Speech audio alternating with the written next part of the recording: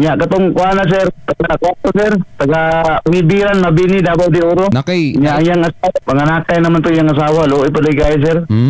kaila ka to sir? Taga Pindakan na ko, nakita na ko na sa magagi-agi sa balay ka ng during break na ko ba, makita na ko siya kaya nagtrabaho sa Gmat, nang siguro na nga trabaho na simple ning kamot sa buntis yung asawa, nagsubida sila diri sa klinik para madugang-dugang ang iyahang kwarta bagay lahi ramang kanang manarbaho ka gamay kay kanang sweldo.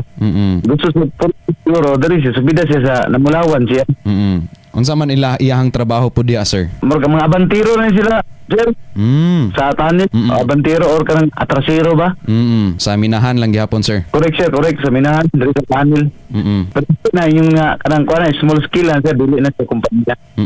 Sir, na ba kay kanang initial nga impormasyon sir unsi pangalan ni sir kining nadatugan? Ang pangalan nato sir si Juan Grover Mascareñas Jr. 2 years old ang edad ato. Pila sir? 25. 25. Bata pa gyud ay sir no? Bata pa sir. Luoy kay sir kay ang ning kamot bitaw ka nga para sa pamilya niya. Ana mo sa ko. Magtanaw ka ba?